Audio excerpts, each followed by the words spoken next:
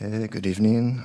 Tonight I'll be continuing on with the readings, and for the next few evenings I'll just be reading a collection of both suttas and also some teachings by Lumpur Sumedho. And I just chose a collection of teachings that I thought really were a good example of this theme of back to the basics. So the suttas that I chose, I think they're all really good examples of just the Buddha really presenting the basics of his teachings in really memorable stories. So tonight I just wanted to begin with a very famous sutta from the Majjhima Nikaya that probably many people are familiar with. And this is the debate with Saccaka. And this is one of the really dramatic events of the Buddha's life and a really memorable story. And I think it's also a very good example of the Buddha, really just coming back to the basics of his teaching and using the just the very simple arguments to debate Saccaka. So this is from the Majjhima Nikaya, and it's Sutta number 35. Thus have I heard, on one occasion the Blessed One was living at Vesali in the great wood in the hall with the peaked roof. Now on that occasion Saccaka, the Niganta's son, was staying at Vesali, a debater and a clever speaker, regarded by many as a saint. He was making the statement before the Vesali assembly, I see no recluse or Brahmin, the head of an order, the head of a group, the teacher of a group, even one claiming to be accomplished and fully enlightened, who would not shake, shiver, and tremble, and sweat under the armpits if he were to engage in debate with me. Even if I were to engage a senseless post in debate, it would shake, shiver, and tremble if it were to engage in debate with me. So what shall I say of a human being? Then when it was morning, the Venerable Assaji, dressed and taking his bowl and outer robe, went into Vesali for alms. As Saccaka, the Niganta's son, was walking and wandering for exercise in Vesali, he saw the Venerable Assaji coming in the distance and went up to him and exchanged greetings with him. When this courteous and amiable talk was finished, Saccaka, the Niganta's son, stood at one side and said to him, Master Assaji, how does the recluse Gotama discipline his disciples? And how is the recluse Gotama's instruction usually presented to his disciples? This is how the Blessed One disciplines his disciples, Agiwesana, and this is how the Blessed One's instruction is usually presented to his disciples. Bhikkhu's material form is impermanent, feeling is impermanent, perception is impermanent, formations are impermanent, consciousness is impermanent. Bhikkhu's material form is not self, feeling is not self, perception is not self, formations are not self, consciousness is not self. All formations are impermanent, all things are not self. That is how the Blessed One disciplines his disciples, and that is how the Blessed One's instruction is usually presented to his disciples. If we have heard what the recluse Gotama asserts, we have indeed heard what is disagreeable. Perhaps some time or other we might meet Master Gotama and have some conversation with him. Perhaps we might detach him from that evil view. Now at that time 500 Lichavis had met together in an assembly hall for some business or other. Then Saccaka, the Niganta's son, went to them and said, Come forth, good Lichavis, come forth. Today there will be some conversation between me and the recluse Gotama.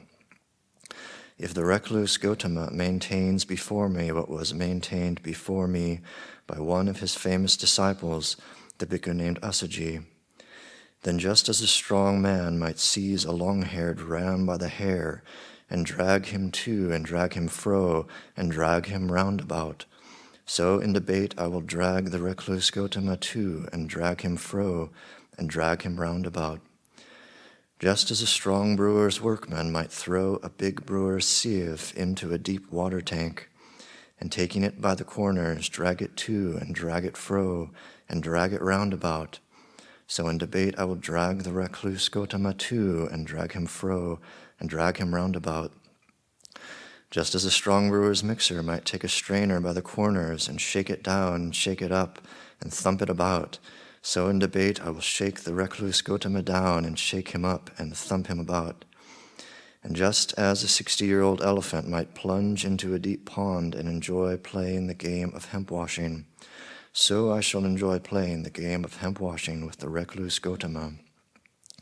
Come forth, good Lichavis, come forth. Today there will be some conversation between me and the recluse Gotama. Thereupon some Lichavis said, Who is the recluse Gotama that he could refute Saccaka the Niganta's son's assertions? On the contrary, Saccaka the Niganta's son will refute the recluse Gotama's assertions. And some Lichavis said, Who is Saccaka the Niganta's son that he could refute the Blessed One's assertions? On the contrary, the Blessed One will refute Saccaka the Niganta's son's assertions. Then Saccaka the Niganta's son went with 500 Lichavis to the hall with the peaked roof in the great wood. Now on that occasion a number of bhikkhus were walking up and down in the open. Then Saccaka the Niganta's son went up to them and asked, Where is Master Gotama staying now, sirs? We want to see Master Gotama. The Blessed One has entered the great wood, Agiwesana, and is sitting at the root of a tree for the day's abiding. Then Saccaka the Niganta's son, together with a large following of Lichavis, entered the great wood and went to the Blessed One. He exchanged greetings with the Blessed One, and after this courteous and amiable talk was finished, sat down at one side. Some of the Lichavis paid homage to the Blessed One and sat down at one side. Some exchanged greetings with him, and when this courteous and amiable talk was finished, sat down at one side. Some extended their hands in reverential salutation towards the Blessed One and sat down at one side. Some pronounced their name and clan in the Blessed One's presence and sat down at one side. Some kept silent and sat down at one side. When Saccaka the Niganta's son had sat down, he said to the Blessed One, I would like to question Master Gotama on a certain point, if Master Gotama would grant me the favor of an answer to the question. Ask what you like, Agiwesana. How does Master Gotama discipline his disciples, and how is Master Gotama's instruction usually presented to his disciples? This is how I discipline my disciples, Agiwesana, and this is how my instruction is usually presented to my disciples. Bhikkhu's material form is impermanent, feeling is impermanent, perception is impermanent, formations are impermanent, consciousness is impermanent. Bhikkhu's material form is not self, feeling is not self, perception is not self, formations are not self, consciousness is not self. All formations are impermanent, all things are not self. That is the way I discipline my disciples, and that is how my instruction is usually presented to my disciples. A simile occurs to me, Master Gotama. Explain how it occurs to you, Agiwesana, the Blessed One said. Just as when seeds and plants, whatever their kind, reach growth, increase, and maturation, all do so in dependence upon the earth, based upon the earth, and just as when strenuous works, whatever their kind, are done, all are done in dependence upon the earth, based upon the earth. So too, Master Gotama, a person has material form as self, and based upon material form he produces merit or demerit. A person has feeling as self, and based upon feeling he produces merit or demerit. A person has perception as self, and based upon perception he produces merit or demerit. A person has formations as self, and based upon formations he produces merit or demerit. A person has consciousness as self, and based upon consciousness he produces merit or demerit. Aggiwesana, are you not asserting thus, material form is myself, feeling is myself, perception, formations, consciousness is myself? I assert thus, Master Gotama, material form is myself, feelings, perception, formations, and consciousness are myself, and so does this great multitude. What has this great multitude to do with you, Aggiwesana? Please confine yourself to your own assertion alone. Then, Master Gotama, I assert thus, material form is myself, feeling, perception, formations, and consciousness are myself. In that case, Aggiwesana, I shall ask you a question in return. Answer it as you choose. What do you think, Aggiwesana, would a head-anointed noble king, for example, King Pasendidi of Kosala or King Ajatasattu, Vedihiputta of Magadha, exercise the power in his own realm to execute those who should be executed, to find those who should be fined, and to banish those who should be banished? Master Gotama, a head-anointed noble king, for example, King Pasendidi of Kosala or King Ajatasattu, Vedihiputta of Magadha, would exercise the power in his own realm to execute those who should be executed, to find those who should be fined, and to banish those who should be banished. For even these communities and societies, such as the Vajjayans and the Malyans, exercise the power in their own realm to execute those who should be executed, to find those who should be fined, and to banish those who should be banished. So all the more, so should a head-anointed noble king. He would exercise it, Master Gotama, and he would be worthy to exercise it. What do you think, Aggiwesana? When you say thus, material form is myself, do you exercise any such power over that material form as to say, let my form be thus, let my form not be thus? When this was said, Saccaka, the Niganta-san, was silent. A second time the Blessed One asked the same question, and a second time Saccaka, the Niganta-san, was silent. Then the Blessed One said to him, Aggiwesana, answer now. Now is not the time to be silent. If anyone, when asked a reasonable question up to the third time by the Tathagata, still does not answer, his head splits into 7 pieces there and then.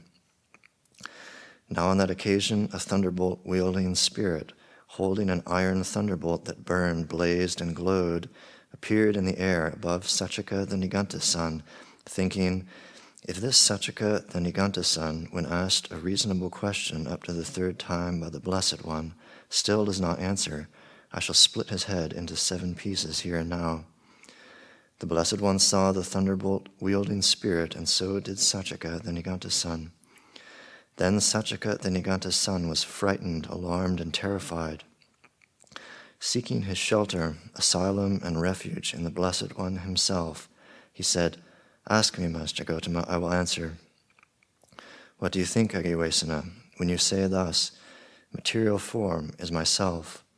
Do you exercise any such power over that material form as to say, let my form be thus, let my form not be thus? No, Master Gotama. Pay attention, Aggiwesana, pay attention how you reply. What you said afterwards does not agree with what you said before, nor does what you said before agree with what you said afterwards. What do you think, Aggiwesana, when you say thus, feeling is myself? Do you exercise any power over that feeling as to say, let my feeling be thus, let my feeling not be thus? No, Master Gotama. Pay attention, Aggiwesana, pay attention how you reply. What you said afterwards does not agree with what you said before, nor does what you said before agree with what you said afterwards. And he goes through the same argument with perception, formations, and consciousness. What do you think, Aggiwesana? Is material form permanent or impermanent? Impermanent, Master Gotama. Is what is impermanent suffering or happiness? Suffering, Master Gotama. Is what is impermanent suffering and subject to change fit to be regarded thus, this is mine, this I am, this is myself? No, Master Gotama. What do you think, Aggiwesana? Is feeling, perception, formations, consciousness permanent or impermanent? Impermanent, Master Gotama. Is what is impermanent suffering or happiness? Suffering, Master Gotama. Is what is impermanent suffering and subject to change fit to be regarded thus, This is mine, this I am, this is myself. No, Master Gotama. What do you think, Agiwesana, when one adheres to suffering, resorts to suffering, holds to suffering, and regards what is suffering thus, this is mine, this I am, this is myself, could one ever fully understand suffering oneself, or abide with suffering utterly destroyed? How could one, Master Gotama? No, Master Gotama.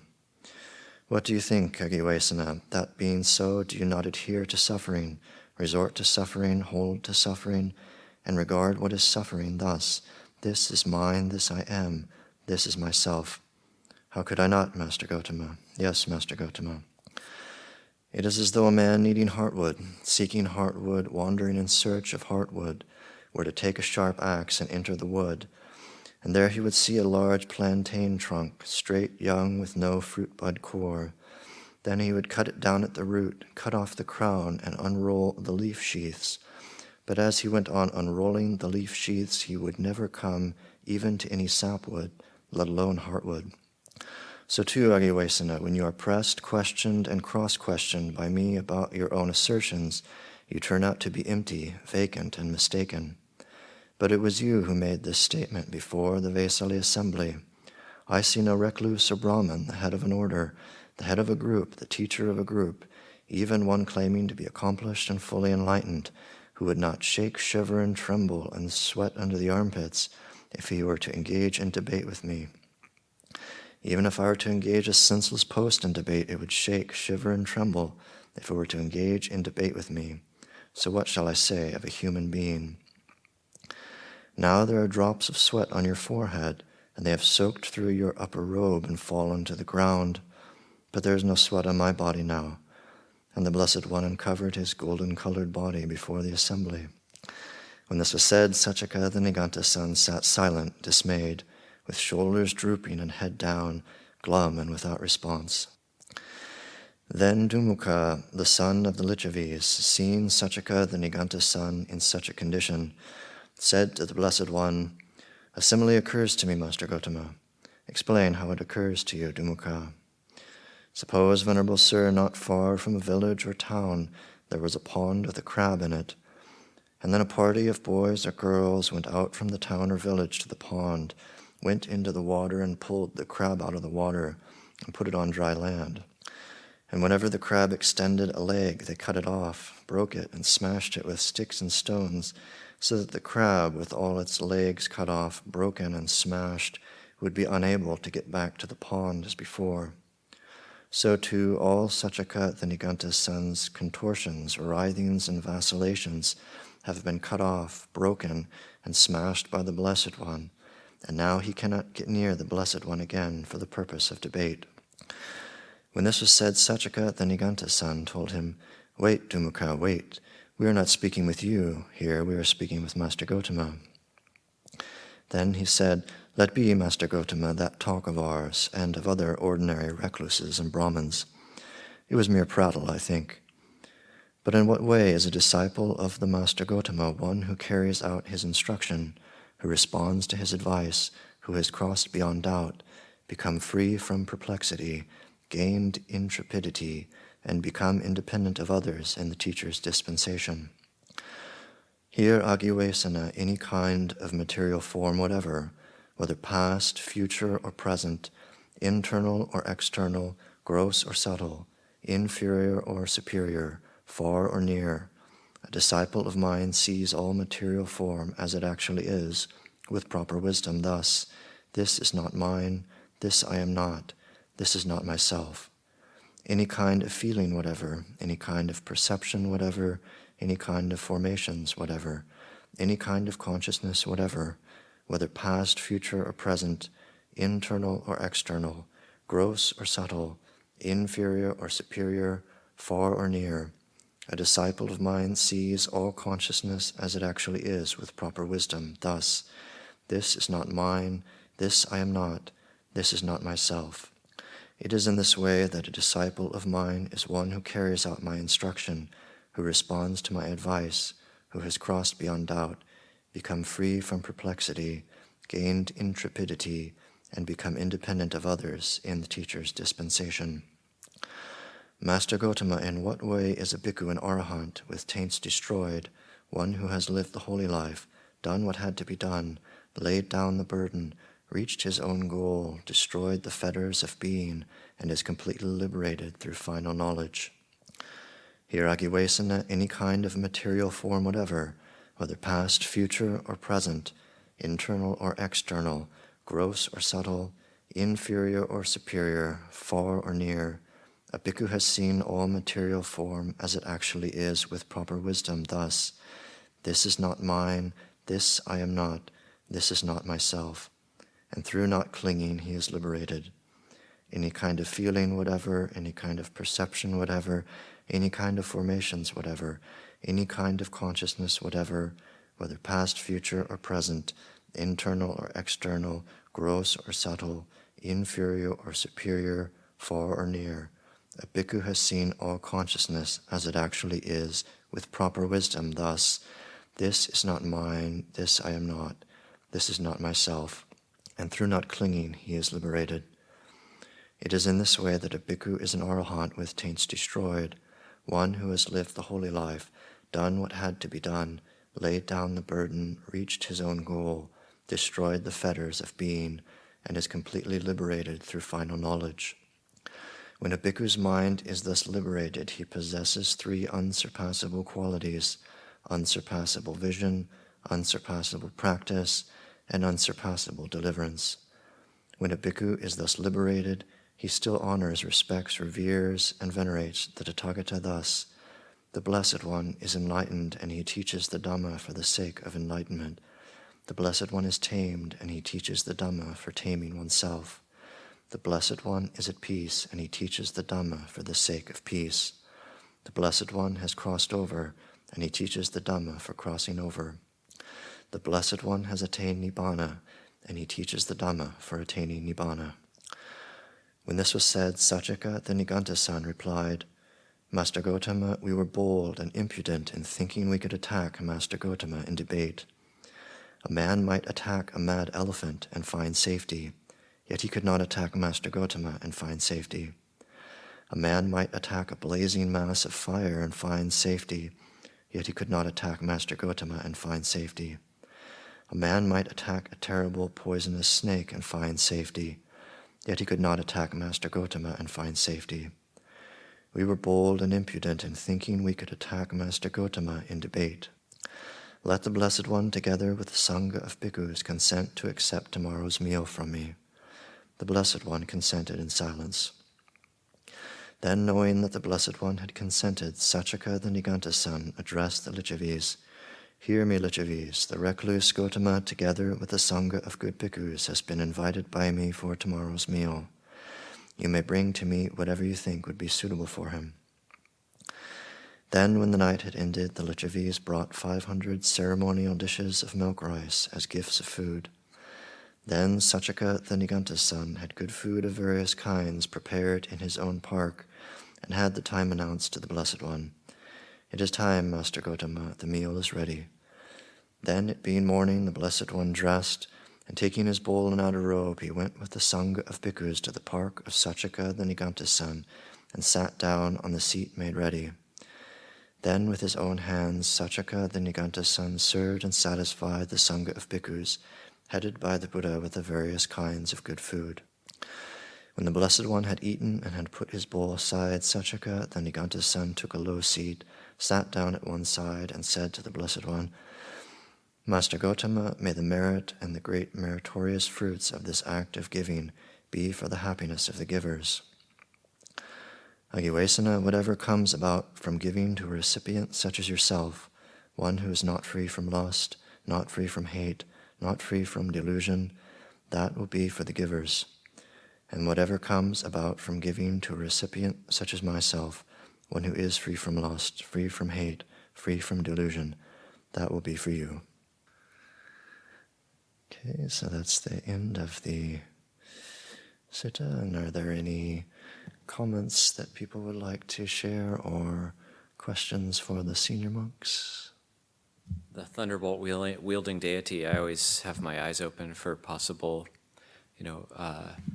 things that got adapted into the Mahayana, and that name of that thunderbolt wielding deity is Vajrapani. So it made me think that maybe that's where the Vajrapani Sutra came from.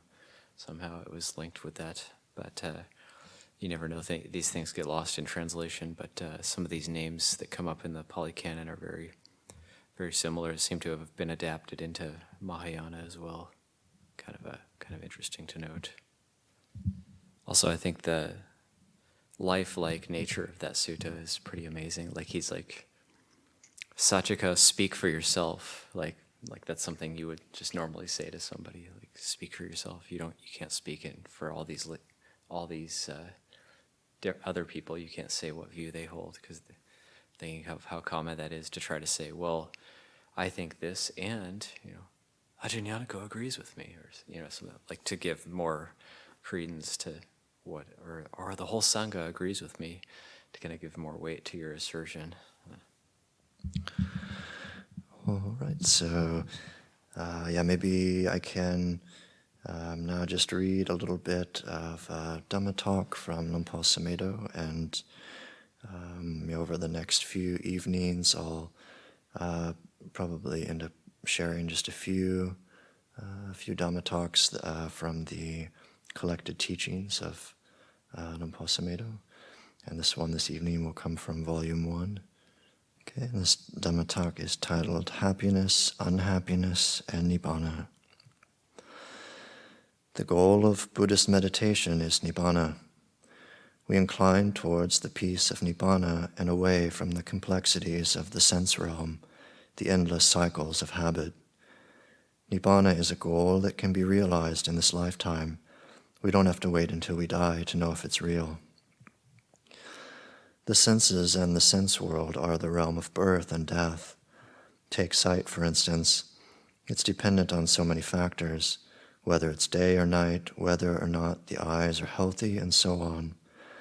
Yet we become very attached to the colors, shapes, and forms that we perceive with the eyes, and we identify with them. Then there are the ears and sound. When we hear pleasant sounds, we seek to hold on to them, and when we hear unpleasant sounds, we try to turn away. With smells, we seek the pleasure of fragrances and pleasant odors, and try to avoid unpleasant ones. With flavors, we seek delicious tastes and try to avoid bad ones. And touch, how much of our life is spent trying to escape from physical discomfort and pain and seeking the delight of physical sensation. Finally, there is thought, the discriminatory consciousness. It can give us a lot of pleasure or a lot of misery. These are the senses, the sense world. It is the compounded world of birth and death. Its very nature is dukkha. It is imperfect and unsatisfying. You'll never find perfect happiness, contentment, or peace in the sense world. It will always bring despair and death. The sense world is unsatisfactory, and so we only suffer from it when we expect it to satisfy us. We suffer when we expect more from it than it can possibly give. Things like permanent security and happiness, permanent love and safety, hoping that our life will only be one of pleasure and have no pain in it. If we could only get rid of sickness and disease and conquer old age. I remember that some years ago in the States, people hoped that modern science would be able to get rid of all illnesses. They'd say all mental illnesses are due to chemical imbalances. If we can just find the right chemical combinations and inject them into the body, schizophrenia will disappear. There would be no more headaches or backaches. We would gradually replace all our internal organs with nice plastic ones. I even read an article in an Australian medical journal about how they hope to conquer old age. As the world's population kept increasing, we'd keep having more children and nobody would ever grow old and die. Just think what a mess that would be. The sense world is unsatisfactory, and that's the way it's supposed to be. When we attach to it, it takes us to despair, because attachment means that we want it to be satisfactory. We want it to satisfy us, to make us content, happy, and secure. But just notice the nature of happiness. How long can you stay happy? What is happiness? You may think it's how you feel when you get what you want. Someone says something you like to hear and you feel happy. Someone does something you approve of and you feel happy. The sun shines and you feel happy. Someone makes nice food and serves it to you and you're happy. But how long can you stay happy? Do we always have to depend on the sun shining? In England, the weather is very changeable. Happiness about the sun shining in England is obviously very impermanent and unsatisfactory. Unhappiness is not getting what we want, wanting it to be sunny when it's cold, wet and rainy, people doing things that we don't approve of, having food that isn't delicious, and so on. Life becomes boring and tedious when we're unhappy with it. So happiness and unhappiness are very dependent on getting what we want or what we don't want. But happiness is the goal of most people's lives. The American Constitution speaks of the right to the pursuit of happiness. Getting what we want, what we think we deserve, becomes our goal in life. But happiness always leads to unhappiness because it's impermanent. How long can you really be happy? Trying to arrange, control, and manipulate conditions so as always to get what we want, always hear what we want to hear, always see what we want to see, and never have to experience unhappiness or despair is a hopeless task. It's impossible. We feel happy when we're healthy, but our human bodies are subject to rapid changes, and we can lose our health very quickly. Then we feel terribly unhappy at being sick, at losing the pleasure of feeling energetic and vigorous. Happiness is unsatisfactory. It's dukkha.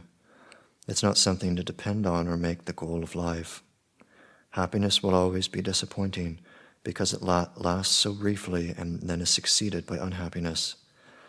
It is always dependent on so many other things. Thus, the goal for the Buddhist is not happiness because we realize that happiness is unsatisfactory. The goal lies away from the sense world. It is not rejection of the sense world, but understanding it so well that we no longer seek it as an end in itself and no longer expect it to satisfy us. We no longer demand that sense consciousness should be anything other than an existing condition which we can use skillfully according to time and place. We no longer attach to it or demand that sense contact should be always pleasant or feel despair and sorrow when it's unpleasant. Nibbana isn't a state of blankness, a trance where you're totally wiped out. It's not nothingness or annihilation. It's like a space. It's going into the space of your mind where you no longer attach, where you're no longer deluded by the appearance of things. You no longer demand anything from the sense world. You just recognize it as it arises and passes away.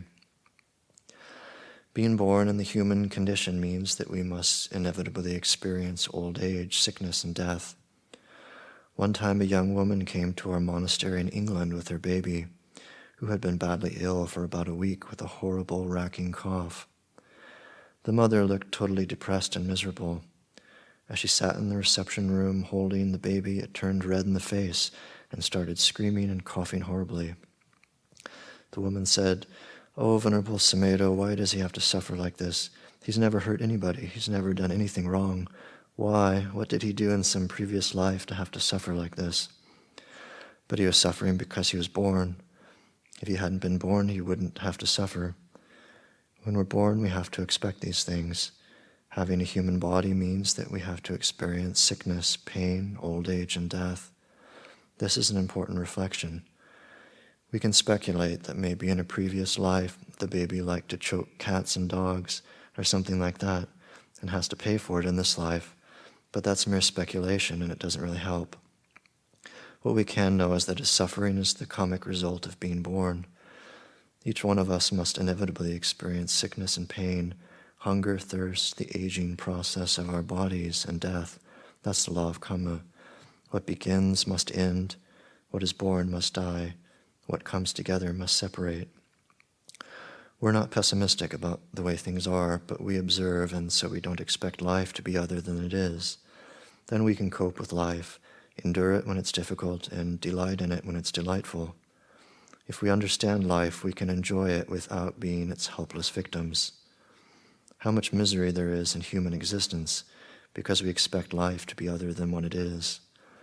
We have romantic ideas that we'll meet the right person, fall in love, and live happily ever after, never fight, have a wonderful relationship. But what about death? You may think, well, maybe we'll die at the same time, but that's just hope. And then there's despair when your loved one dies before you do, or runs away with the dustman or the traveling salesman. You can learn a lot from small children because they don't disguise their feelings. They just express what they feel in the moment. When they're miserable, they start crying, and when they're happy, they laugh. Some time ago, I went with a layman to his home. When we arrived, his young daughter was very happy to see him. Then he said to her, I have to take Venerable Sumedho to Sussex University to give a talk. As we walked out of the door, the little girl turned red in the face and began screaming in anguish. So her father said, It's all right, I'll be back in an hour. But she wasn't old enough to understand, I'll be back in an hour. The immediacy of separation from the loved meant immediate anguish. Notice how often in our life there is that sorrow at having to separate from something we like or someone we love, from having to leave a place where we really like to be. When you are really mindful, you can see the not wanting to separate, the sorrow.